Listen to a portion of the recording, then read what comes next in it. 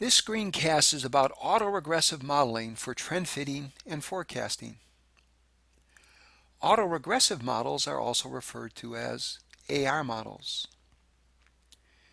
The first order autoregressive model is a simple linear regression with last period's time series value as the independent variable and next period's time series value as the dependent variable. To prepare the data in Excel to fit a first-order autoregressive model, we place the actual time series in a column and the lag 1 of that time series in another column.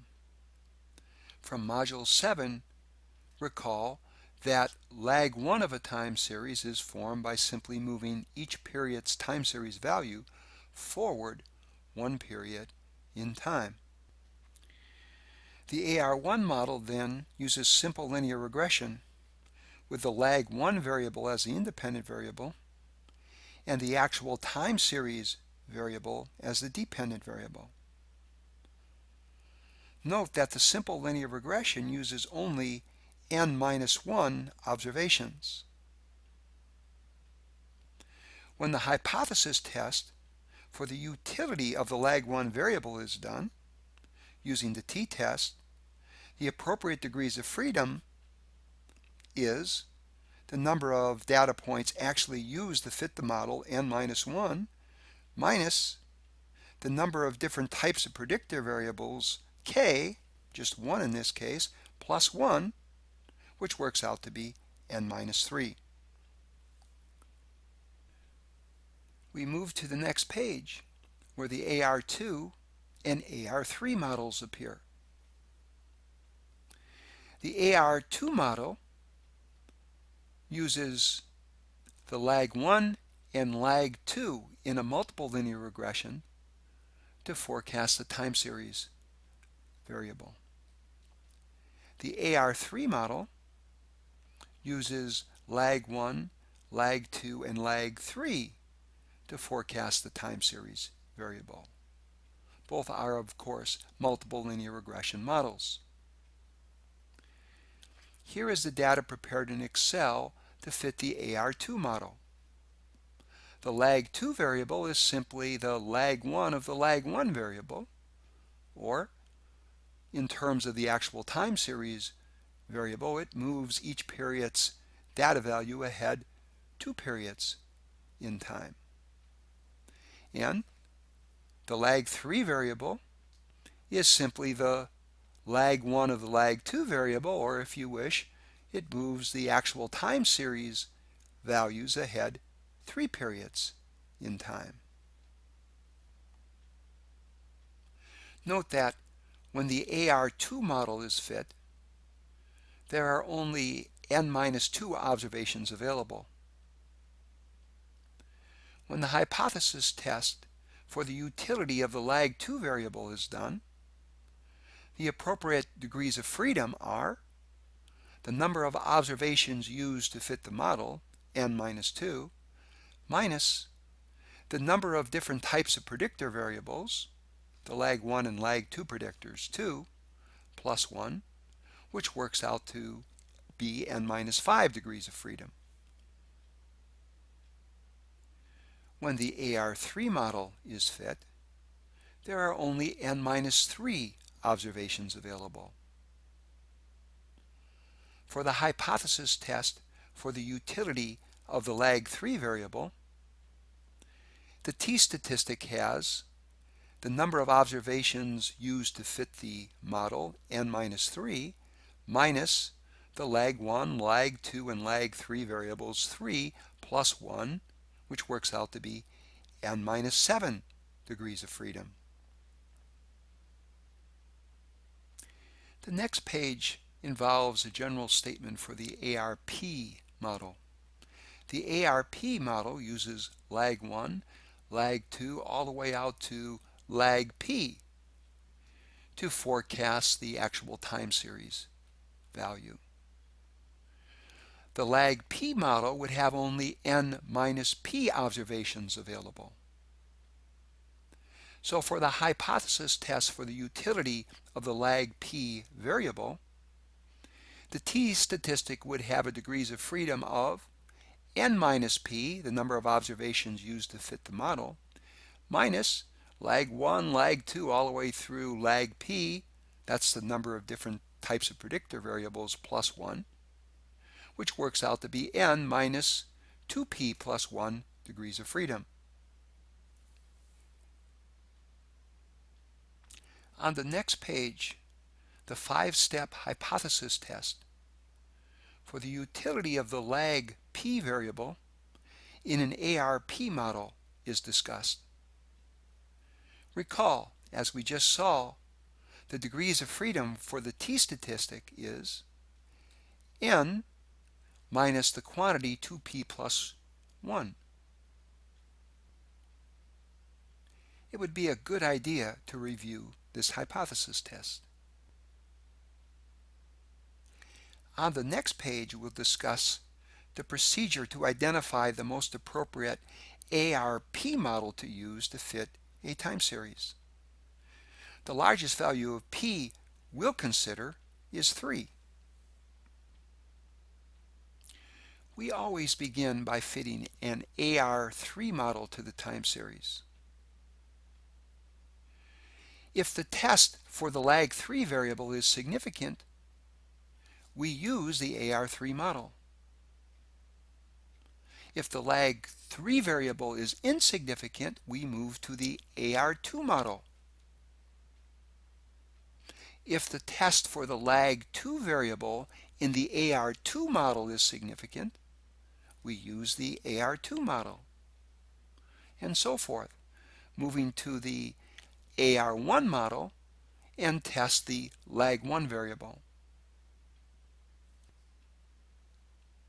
As an example, we'll seek the best ARP model to fit the CPIU data from 1965 to 2012.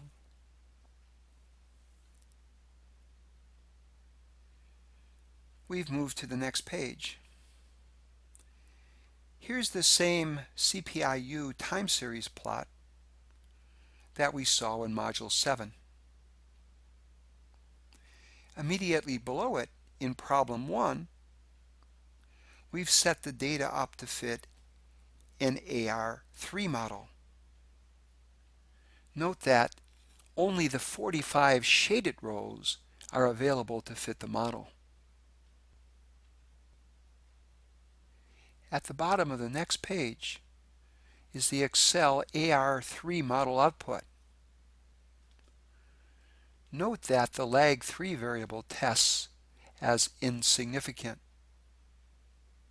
You should know how to do the 5-step hypothesis test.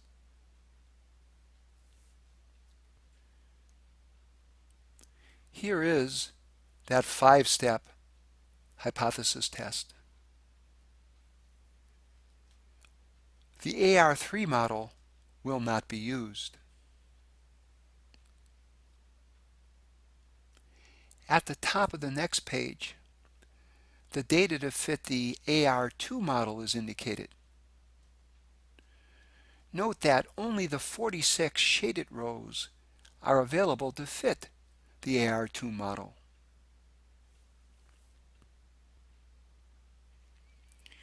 Here is the AR2 model Excel output. Note that the lag 2 variable is significant. Here are the details of that 5-step hypothesis test. The AR2 model is the appropriate model and will be used.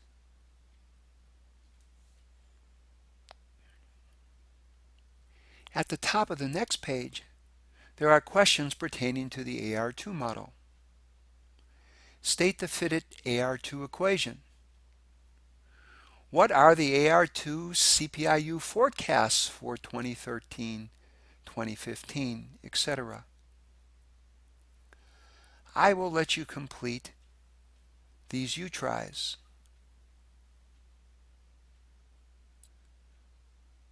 At the top of the next page is the simultaneous time series plot of the actual CPI-U values and the AR2 model forecasts. The forecasts appear pretty good. Answering question D. From the Excel AR2 output, here are the residual values. In the column immediately to the right of the residual values are the magnitude of the residual values, the absolute value of the residual values. Here is the average magnitude of the residual values, that is the MAD, 1.22.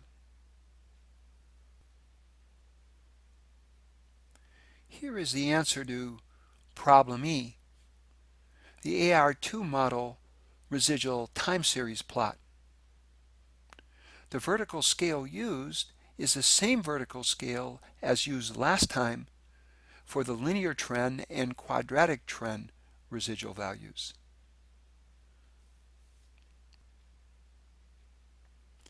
On this next page, we complete the 5-step hypothesis test to test for the presence of positive residual autocorrelation. We compute the Durbin-Watson statistic as we've done previously using this Excel column method and discover its value to be 1.92.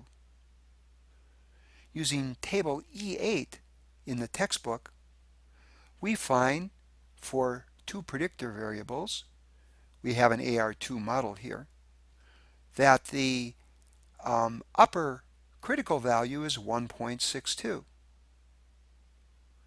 Since 1.62 is smaller than the Durbin-Watson statistic, we fail to reject the null hypothesis and decide that positive residual autocorrelation is not present in this model.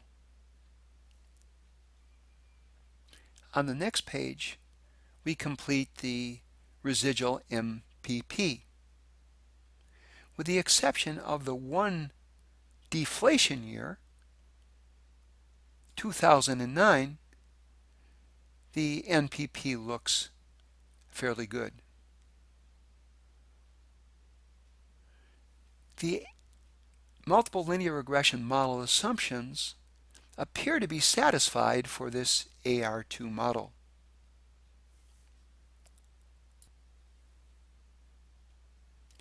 On the final 3 pages, there are several U-tries in which you're asked to pick between the linear trend model that we looked at last time and the AR2 model.